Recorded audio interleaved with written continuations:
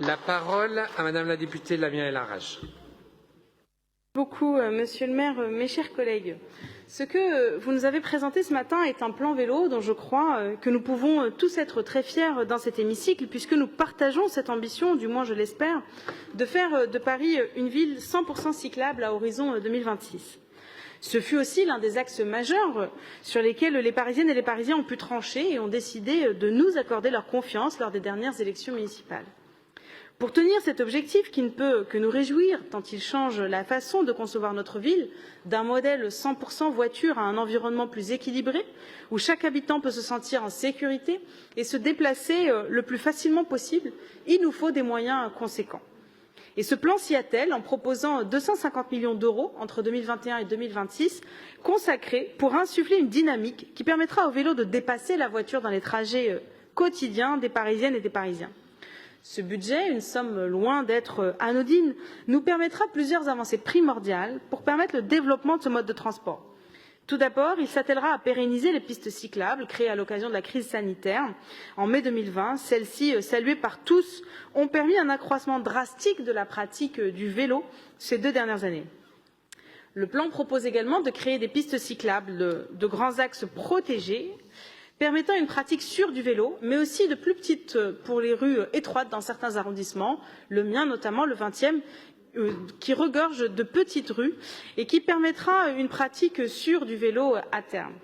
À ce titre, les rues Belgrand, le double axe avenue Gambetta, les rues de Bagnolet ou encore l'avenue de la Porte des Lilas ont été identifiées par nos équipes et ce sont des projets que nous mènerons et pour lesquels je me félicite car mon arrondissement a pu parfois avoir un peu de retard en la matière. Lors de la 3e commission, nous avons eu l'occasion de débattre de ce plan vélo une première fois, débats respectueux et qui ont permis d'identifier la problématique du stationnement comme étant l'une de celles que nous devons travailler pour améliorer la pratique du vélo à Paris.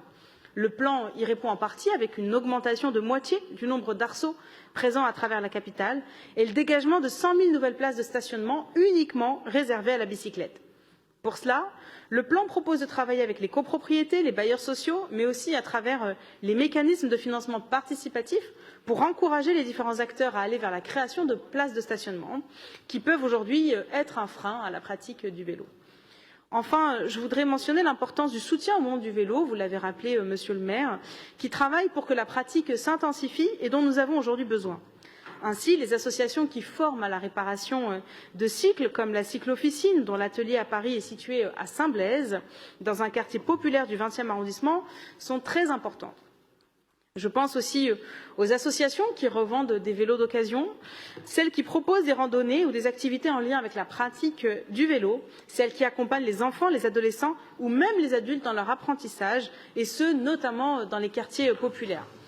Toutes ces associations permettent son essor au sein de la société et il faut donc pouvoir les soutenir à travers des subventions que ce plan permettra de dégager et sur lesquelles nous reviendrons bien sûr dans le prochain Conseil. En plus des actions menées par les associations, la ville prend aussi sa part pour accompagner ses enfants dans leur apprentissage du vélo grâce à l'intervention de professeurs de la ville. À ce titre, Paris sera pleinement mobilisé pour mettre en place dès 2022 le programme Savoir rouler à vélo, qui vise à ce que tout enfant entrant au collège soit formé à la pratique quotidienne du vélo et que celle-ci soit la moins dangereuse possible pour lui et aussi pour les autres. Pour conclure, mes chers collègues, ce plan vélo qui nous a été présenté est un grand pas pour faire de Paris une ville plus agréable, mais aussi une ville où la pollution de l'air tue moins. Et à ce titre, je suis très heureuse que nous puissions avancer en la matière. Je vous remercie.